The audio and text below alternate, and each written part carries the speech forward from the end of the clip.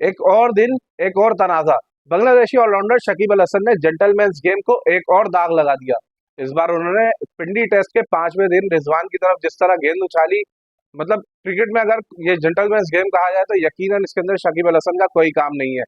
वो इतना ज्यादा गुस्सा होगा, उनकी अकड़ इतनी ज्यादा, उनका एटीट्यूड इतना ज्यादा है। वो बॉल करने के लिए आए, रिजवान का ध्यान कहीं और था तो उन्होंने गेंद उठा के थ्रो कर दी उनकी तरफ। अंपायर भी दोनों हाथ इस तरह से जमा करके खड़ा हो गया, भाई ये क्या कर रहे हो? तो कह रहा हाँ यार ठीक है।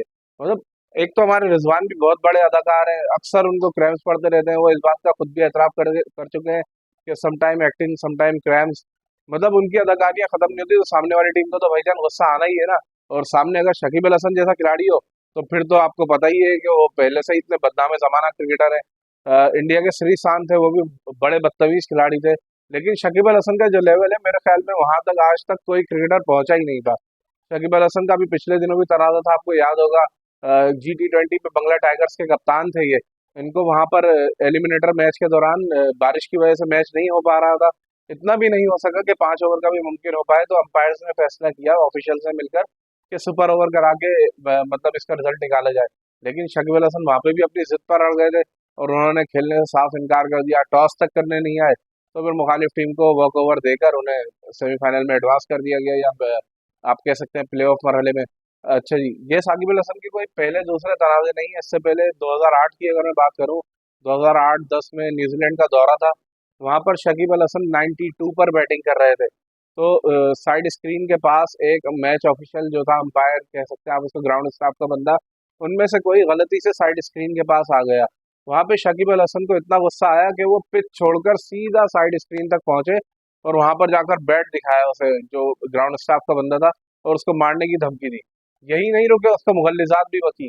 मतलब यार, ये अगर आप इतने बड़े इंटरनेशनल स्टेचर के क्रिकेटर हैं, आप बांग्लादेश के सबसे बड़े ऑलराउंडर हैं, सबसे बड़े सुपरस्टार क्रिकेटर हैं, लेकिन आपको ना भाई बहुत ज्यादा जरूरत है कि आप एथिक्स सीखें और किस तरह किस चीज को डील किया जाता है उसको सीखें।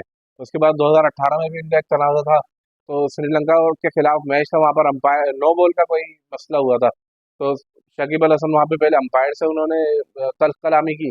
फिर वहां से जब ड्रेसिंग रूम में गए तो वहां पर जाके भी उन्होंने तोड़ फोड़ मचाई। मतलब इसका इसका जो नतीजा था वो ये निकला कि आईसीसी ने उन पर मैच फीस का 25% जुर्माना लगाया।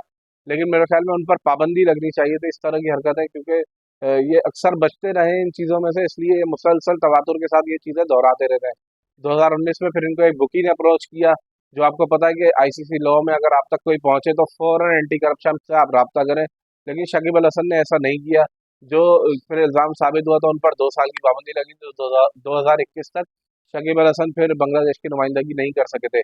उसके अलावा 2021 में जब उनका कमबैक हुआ तो ढाका प्रीमियर लीग के दौरान एक मैच में कोई वाइट्स का इशू था या क्या था, तो शकीब अल हसन कप्तानी कर रहे थे ढाका प्रीमियर लीग के किसी मैच में। आपको याद होगा, बड़ी वीडियो है, वायरल हुई थी कि शकीब अल हसन सीधा फील्ड में से आए, आकर पहले अंपायर से शदीद तल्ख कलामी हुई। लग रहा था कि वाकई में कोई आमने सामने से जंग चल रही है, लगती अंपायर अपना जो मौक़िफ़ था वो रख रहे हैं, लेकिन शाकिब अल हसन जब अपनी पर आ जाए तो फिर सुनते नहीं है। उन्होंने इस हद तक मतलब वहाँ पे हीट बढ़ गए, उन्होंने स्टंप उखाड़े और तेज़ी से विकेट पर दे मारे पिच के ऊपर। भाई कौन सी आप क्रिकेट खेल रहे हैं, इसको जेंटलमैन्स गेम खेलते हैं आप ये कौन से जेंटलमैन हैं जो इस तरह की आपकी हरकतें हमेशा से सामने आती रहती हैं? 2023 में मैथ्यूज वाला टाइम्ड आउट का सीन हो गया, और अभी भी ये जो बांग्लादेश वाला ये पाकिस्तान के खिलाफ इंसिडेंट हुआ है।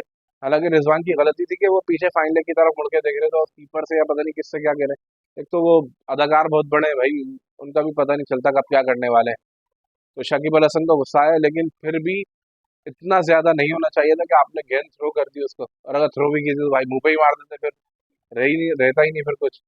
आप अभी उन पर 10% मैच का जुर्माना लगाए, लेकिन मेरे ख्याल में इससे ज्यादा लगना चाहिए था और उन पर बैन भी होना चाहिए था। आपका इस हवाले से क्या कहना है, हमें कमेंट बॉक्स में जरूर आगे करें।